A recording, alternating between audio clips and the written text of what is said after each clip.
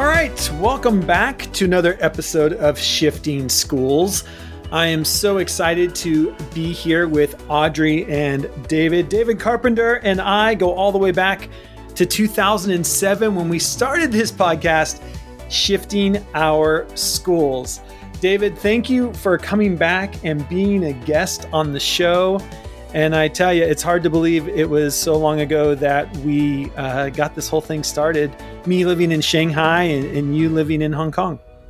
Yes, and those were good days and kind of innovative days that you and I got together at NISA to run a session. And we were definitely birds of a feather, and we agreed on a lot of things, and we put our heads together to start the podcast. And I just remember we didn't know what we were doing, but we knew there were a lot of good people out there for us to interview, right?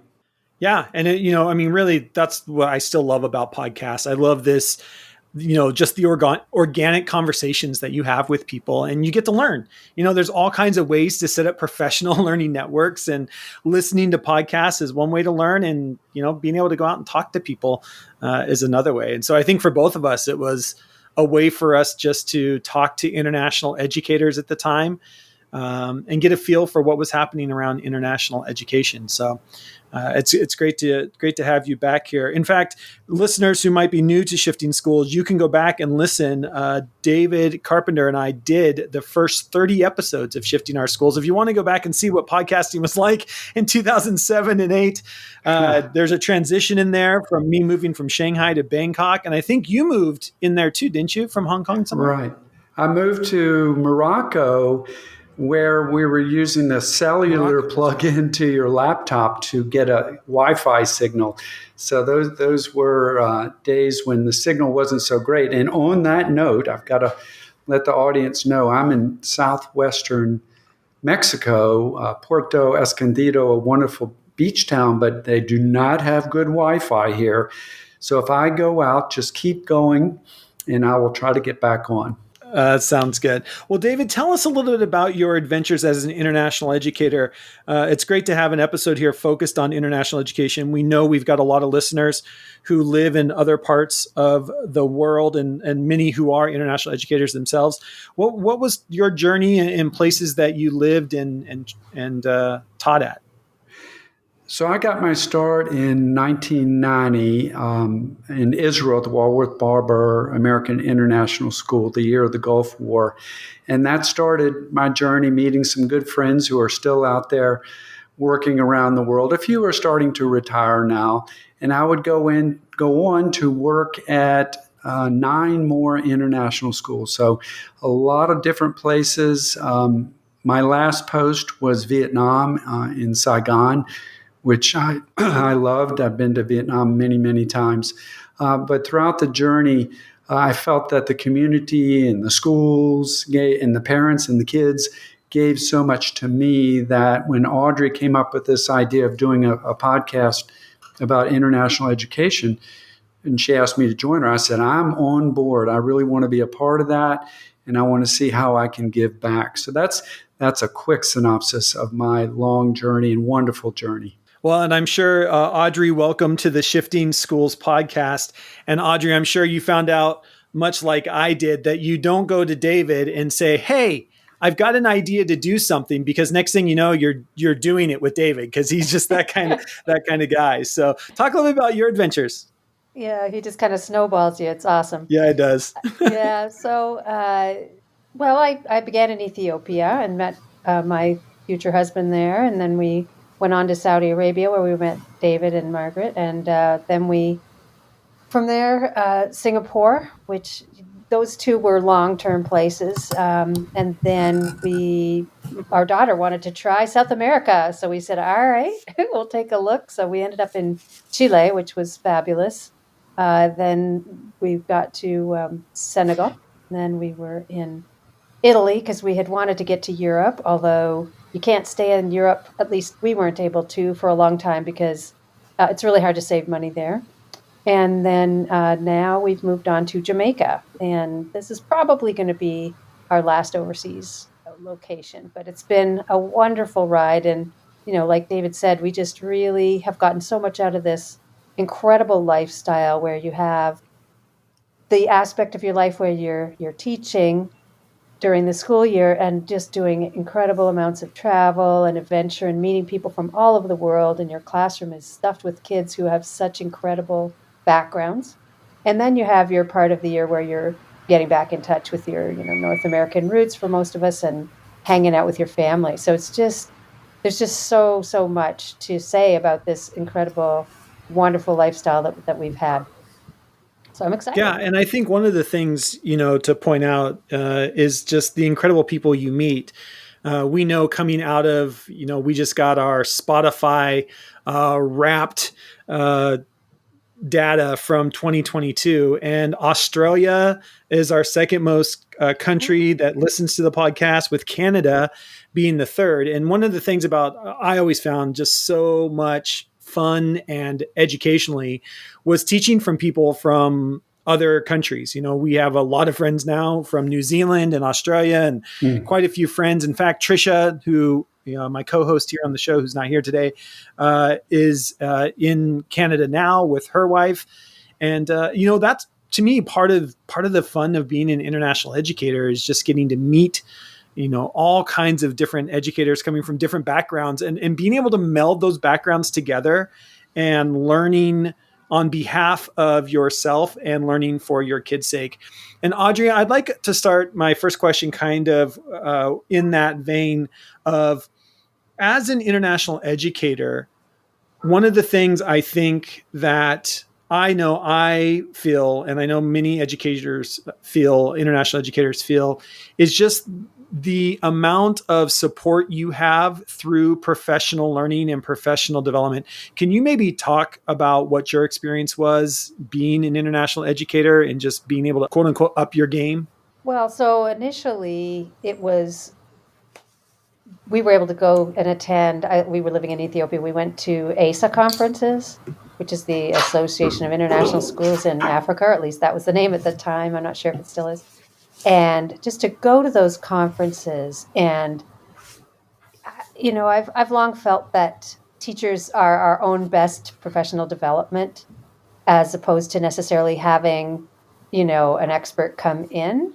And so sharing ideas, and those conferences were a wonderful blend of, they called them keynote speakers who would have a thread that you could follow. And then they had teachers who would do presentations. And I always just gained so much. My head was just buzzing after those conferences. And, I don't know how many people had this problem, but I always found it difficult to choose among all the amazing options that were there. And then just the opportunity, these international schools tend to have professional development. People come in and do workshops at the school. And then also, again, teachers offering workshops in all kinds of different areas. And sometimes some schools will support you in your continuing education. So if you're working on a master's or something like that, and take some classes that the school will help to pay for. So there's just so many opportunities. And, one of the really fun ones I went to was the Shanghai 2.0 type of conferences that you guys were both part of as well. And the learning that could be done at those in terms of technology and personal learning network, and really just exponentially expanding your ability to, self professionally develop Mm. is it's really it's what's the word I'm searching for? There's no limit to it once you Yeah. start down that path. And so I feel like the international schools have really got their game going on. They Yeah. know what they're doing in terms of professional development. Yeah. And thank you for the shout out to Learning To. People have heard of Learning To on this podcast. It was a conference that I helped to get started back in 2007. And just a quick plug for them. They will be back in person in 2023, November of 2023, at the International School of Bangkok. So anybody who can find the funds to get to Bangkok, it's going to again be just an incredible conference. And David, I want to talk about that because you and I, when we started the podcast back in 2007, we were both in this place where we believed that what we were doing internationally was far and above what was happening in other places. And one of the things that I love is when I go back, and I still do from time to time, go back and listen to those first 30 episodes that you and I did, and the conversations, David, that you and I were having with different people in the international world over 10 years ago are still some of the foundation of conversations we're having today. And I think, to me personally, it just shows the incredible forward thinkingness that you have in international education. What would you say to that? Well, it's funny you should say that. I'm sitting here nodding my head in agreement with you. And I remember just a few years ago when you started up the Shifting Schools podcast again, and we had Mark on from the EdTech Co-op podcast, and I asked the two of you. I said, okay, Mark's in higher ed, but he's teaching pre-service teachers. You were out doing your consulting around the world, and I asked, well, what's new? What's kind of on the cusp of learning and just making the learning experience better? And you both said, Dave, it's everything we've been talking about going all the way back to 2007. It really hasn't changed. So that was quite a, my eyebrows went up, and I go, well, I think you were probably right.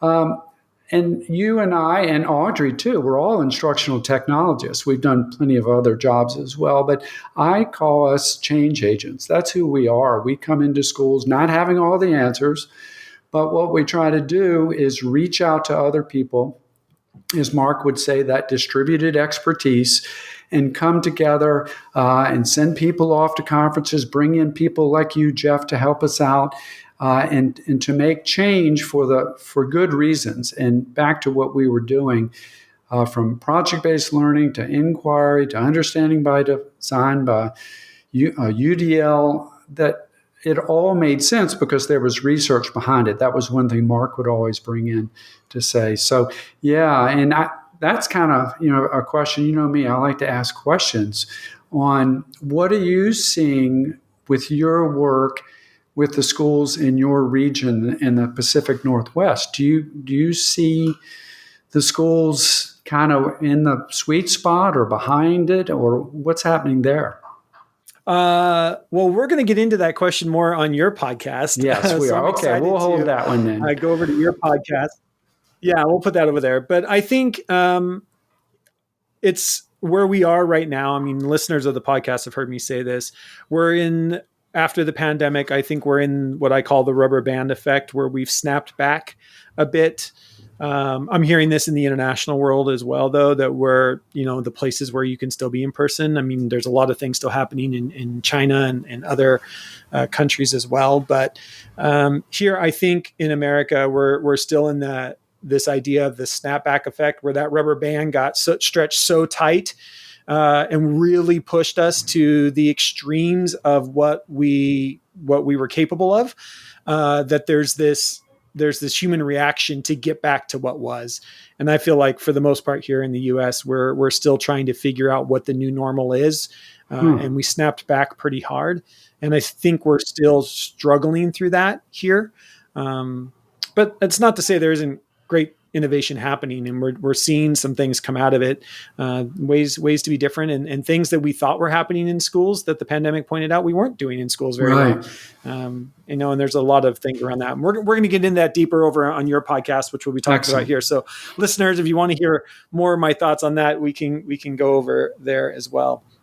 One of the things I want to talk about for those listeners, this episode coming out in February, I remember, for my wife and I, when we went overseas for the first time, it's about the time when you start thinking, is there something out there? Are we, what is this international thing that I keep hearing out? Audrey, I want to put you on the spot. When people come to you and say, well, I've heard of international teaching. Is that like teaching English in Japan? How do you explain what being an international educator at international schools is? You're right. If I had a dollar for every time I've had that question, Yeah. right? I like the Yeah. different way that we all answer it. So it's good to get other people's perspective. Uh-huh, uh-huh. Well, I know when I first went to Ethiopia, I used to tease my family. I found a nice mud hut and sent them a photo of me standing next to it and said, "This is my new home," just to kind of pull their chain. But I typically tell people that they're private, typically, American or Western curriculum based schools where the kids have to have a certain level of English proficiency to get in, generally speaking, and that they're really a lot like the school you're in right now in North America, but they are located somewhere else as it just happens. And also that because they're privately funded, they maybe work a little differently in terms of having more flexibility for teachers. I would say, and I imagine you guys would echo this, that teachers have just a little more autonomy in terms of what they're doing in their classrooms. You have quite a bit of opportunity to have an impact, as David talked about, change agents. You can, especially if you're in a small school, you can impact things. And I typically explain that there are schools with, I talk a little bit about the origins of them, although I think that origin story has changed over the years now. And I Yeah. guess there are more for profit schools. But when back in the day when we were doing it, they typically were some parents got together and said, look, we kind of really want our kids to be in a school that will have a curriculum that will lead them more seamlessly into being in a North American university environment. And so we're going to create our own school. And so somebody's mom got together the kids, all the expat, either CEOs or government people, and started a school. And they were in somebody's house and there were, 15 kids. And then they grew from there. But that's no longer the origin story, really, so much for the more recently established schools. A lot of them are established differently from that. But those are the kind of things I tend to talk about, that they're really not that different from North American based schools. They're just located somewhere else. Yeah, and I think from a curriculum standpoint, you're absolutely right. Almost all these schools either follow a U.S. curriculum. If you're a U.S. teacher, very much they follow Common Core state standards, or the new math standards or new science standards. If there are Era. Canadian based schools, there are Australian based schools. You can find your schools everywhere. IB based schools out of Switzerland. And they all have, just incredible ways that you can, I don't know, experience the world as an educator. David, is there anything you want to add on, and just like what is it do you think people need to know about international education? I guess I want to put out there that it's very doable. Like you said, a lot of your listeners are in the US and Canada, or they're working in Australia, or they're working in Britain or Europe in their public schools or private schools there.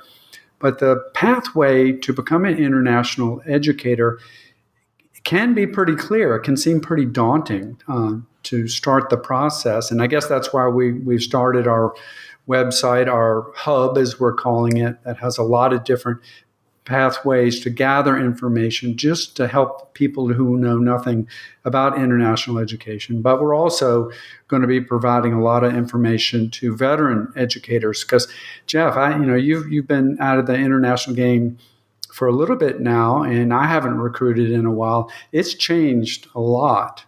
And when we talk about the profile of schools, I think Audrey just gave a wonderful description. But I'm kind of wondering where they're going to go in a world where there could be another pandemic. How flexible are they? Are they going to offer hybrid programs? Um, so I think there's just real opportunities for change, real opportunities for schools to grow and find their niches, because just as Audrey's saying, there's so many more competitors out there, not just in capital cities, but in secondary cities as well. So I guess that I would add that as my 2 cents. Yeah, and I think the other thing, I think we can all three throw out there, and I'll open this up, Audrey. We can start with you, and then David, over to you. Is I think when you're talking with most teachers, the first place they think of is like, oh, it would be amazing to live in Italy, like Audrey did. And you're like, yes, it is, and there is, right? Like you're living in Rome, or you're living in Milan, or Florence, or pick your city, and it's amazing. But then there's a financial part to that. But I think most of us, you both were in Saudi Arabia. I was in Saudi Arabia when we got started. And we went to China, and Bangkok was our travels. And I think one thing that I would just add is don't rule out the world. I Right. mean, we all get focused because we think that Europe would be the quote unquote easy to live in. But I think it's such an incredible world. And once you get out there and you see and you experience and you actually get to live in different cultures, that's one of the reasons why Dania, my wife, and I chose to go to Saudi Arabia first. We had job offers in a lot of different places, but we wanted that cultural experience. We wanted to be able to be in a different culture. And that's why we were in Saudi. But Audrey, let's start with you. Like, what are some of just that idea of cultural experience and what it allows you to do, as an educator? I think it's something that can't be replicated anywhere else. Are you wondering if at school, or are you thinking about the travel kind of stuff? Both. Or living? Yeah, okay. Well, so in your classroom are going to be kids who have just such a diverse background. They're from all over the place, and it leads itself to some incredible discussion. So, for example, I was teaching health in Saudi Arabia, and initially I was a little worried. This is a bit of a cultural hot button Topic. type Yeah. of Yeah. top issue. But over time, I became more comfortable. The kids were typically, they were used to being in an American school environment, and so they tended to have more, they could flex with their thinking.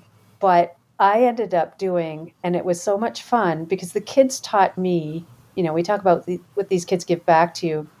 They taught me about what it's like to be a Muslim and have some of them have, and this is certainly not the case for all of them, but some of them had where, their parents were heavily involved in their decision of whom they were going to date. And also, they weren't really technically supposed to be dating. So I created something called the dating game. Mhm. And we had the daters and the non-daters. And the non-daters, meaning kids who were not meant to by culture, they weren't meant to date until they were married. And then we had the kids who were allowed to. And I had them come up with questions for each other. And it was really mind opening where Mm. the non-daters taught me some things. For example, if you're not supposed to be dating, there are very clear rules. And so when you do meet someone, if you're in a chaperoned environment, meaning just that there's an adult in the room, Yeah. the safety in that is really comforting for those kids. And because, it kind of reminds me of throwback to sort of the 50s where you don't kiss on the first date. It's that kind of thing. When you have clear rules like that, it's actually Yeah. kind of nice. There isn't that, and there's no alcohol involved. And so you don't have that piece. So I'm just saying that these kids, it's incredible the kind of mm, cultural experiences that you have within the classroom.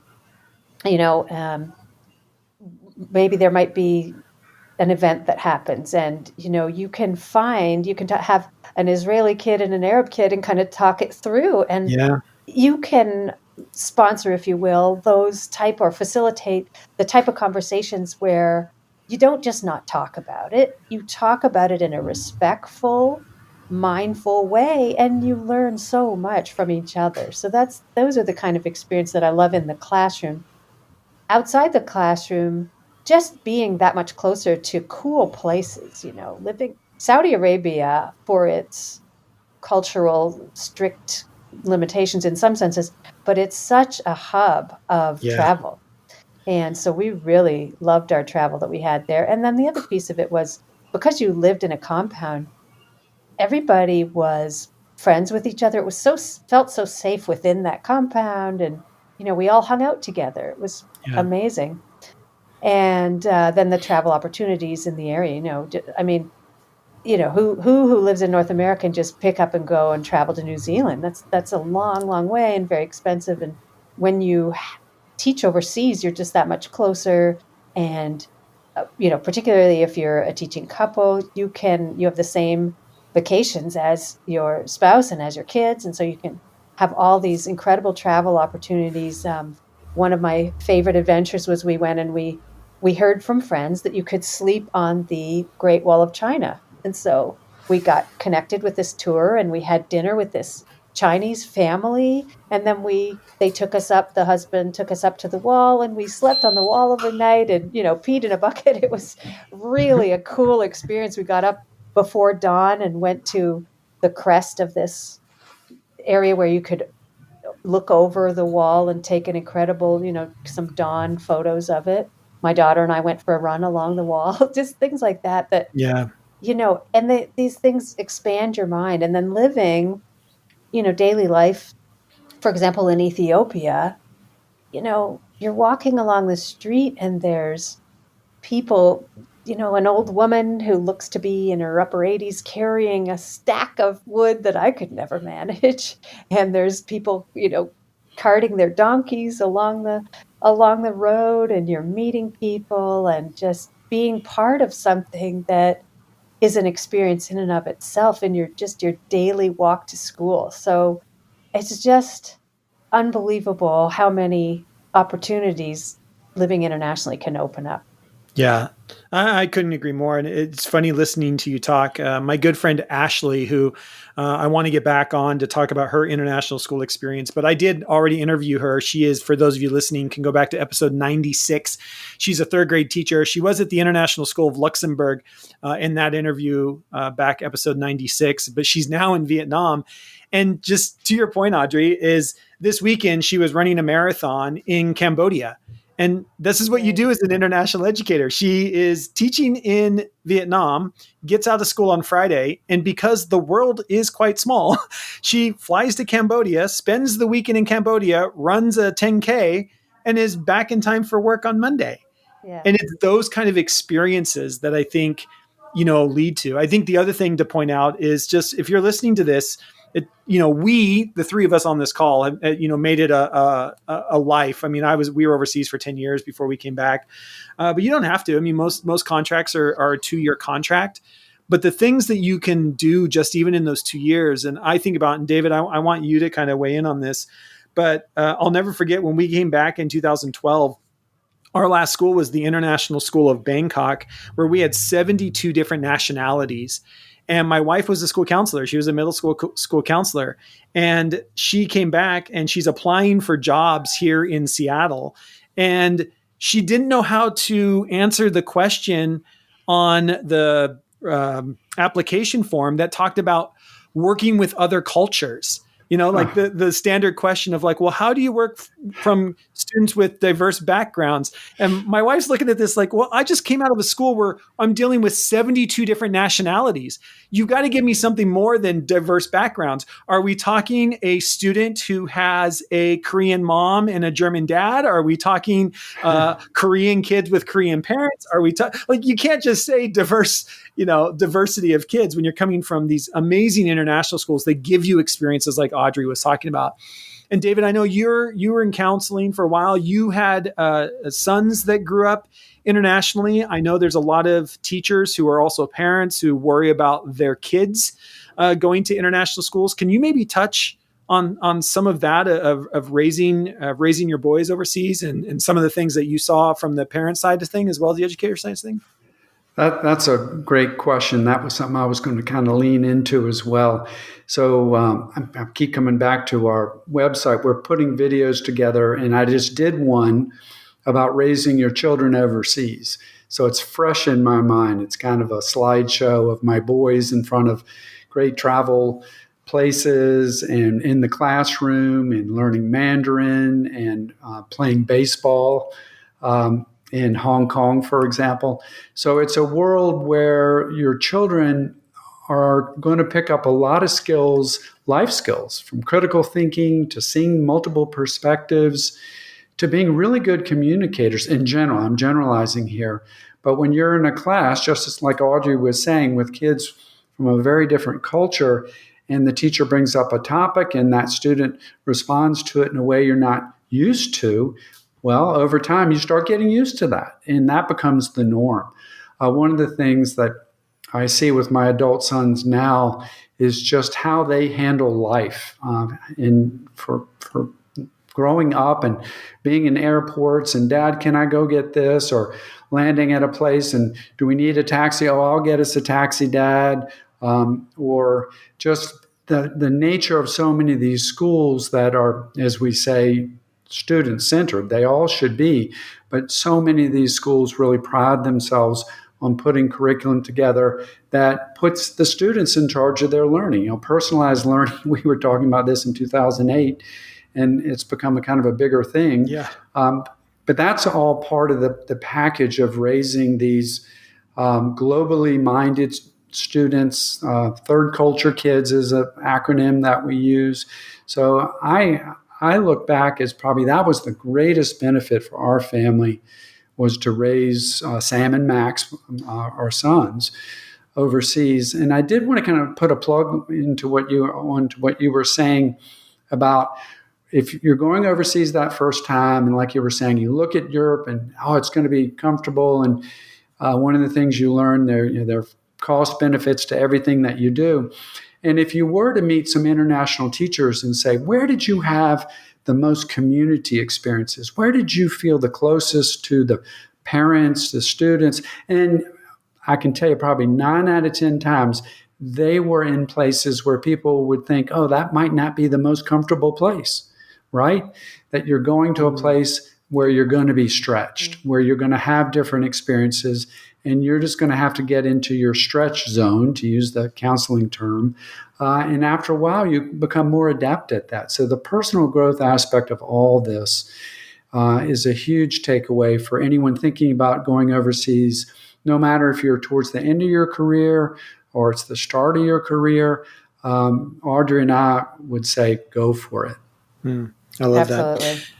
Well, let's talk a little bit about your website and your podcast that you guys are getting started. Audrey, I'll get started with you because David said it was all your idea. So I'm sure you've got it all fleshed out exactly how this is going to go. So talk a little bit about the podcast that you guys are starting.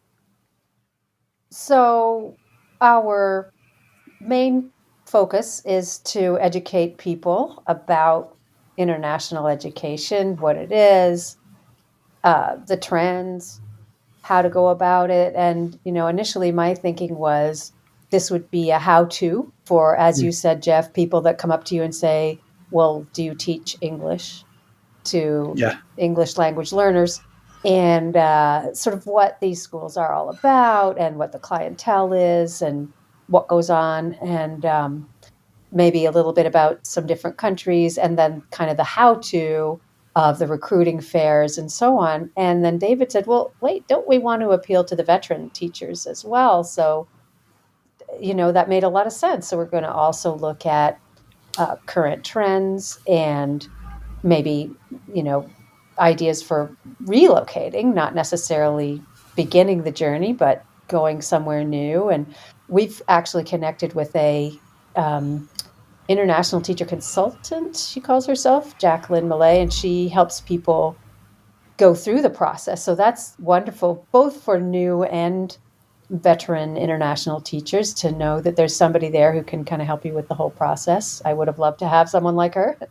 And so we, the kind of something that makes our podcast a little different is, although the podcast episodes will be released serially, episodically, not our idea is to have a library where we're adding them in there as well. So whether or not they've been released, you can go to our website and search under a topic, let's say recruitment, or let's say finances, which is a big one. And then it'll come up with podcasts, blog posts, and then we have a growing resource list. It'll come up with, we're using a system of cards And so it'll come up with cards that have those topics in them. And you can choose, do you want to listen to it? Do you want to read about it? Do you want to go and visit another site that, will give you more information? And then we're also going to post on there, or we already have started to post on there, what we call going global stories, which are some of the stories that, we've shared, what it's like living overseas, the quirky adventures that happen, those slice of life stories, and then the small world stories. Because as you guys both know, you'll be in an airport, in somewhere, Kazakhstan, and suddenly, oh my gosh, there's Sue. I haven't seen Yeah. you in 15 years. And or you're deciding, oh, let's travel, let's go to Kathmandu. We'll know someone there, right? I mean, it's insane the amount of connection. So our tagline is actually travel, teach, connect, Hmm. because that's a big part for both David and me and yourself, is the connections that you make and how cool that is as well. So we've got 4 parts to our website. We've got the podcast, and you can listen to the podcast there. We've got a blog page where you can read blog posts, and David's our big blogger, but I will add some in time. We have our resource library where you can, search on different topics. And then we have our going global stories. And we're hoping that will, once it catches on, people will say, oh, yeah, I saw, Jeff talking about that time they took a tuk-tuk in Bangkok and got lost in the mountains or whatever. Yeah. And I have a story like that I want to tell. And then it'll grow from there, because I think it could be really, really fun to have a hub of these stories, and they can be, informative as well as entertaining for people. So those are the main aspects of the website and the podcast. I love that. Thank you. And just my quick story on that you never know where this is going to go. You're going to love this one. I was it was after we moved back here. So it had to be like 2013, 2014. I'm at a Seattle Mariners game, and David knows how much I love my Seattle Mariners. Oh, yeah. And we're sitting there in the stands, and about the second inning, all of a sudden these 2 girls who happened to be sitting in front of, young women, they're probably 22, 23 at the time. All of a sudden they turn around, and one of them looks at me and says, "Are you Mr. You?" And my wife looks at me, and we're both looking at each other like, "Yeah."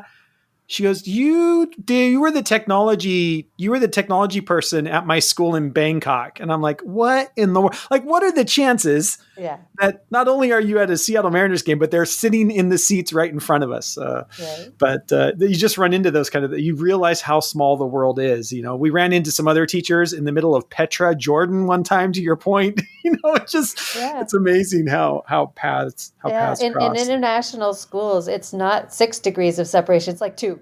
Yeah, it's so true. So true. Well, David, as you guys are getting this podcast going and we get ready to sign off here, if there are international educators who are listening to this, I love the idea, Audrey, of teachers who come on and tell their international stories.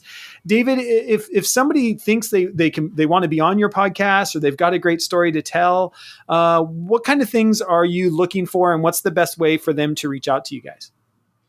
I think the best way we'll start at our website, www.educatorsgoingglobal.com, and email us at educatorsgoingglobal@gmail.com. And we're ready to hear from folks. And we also have a Facebook group. And yes, it's called Educators Going Global, that you can join that and post questions, post topics.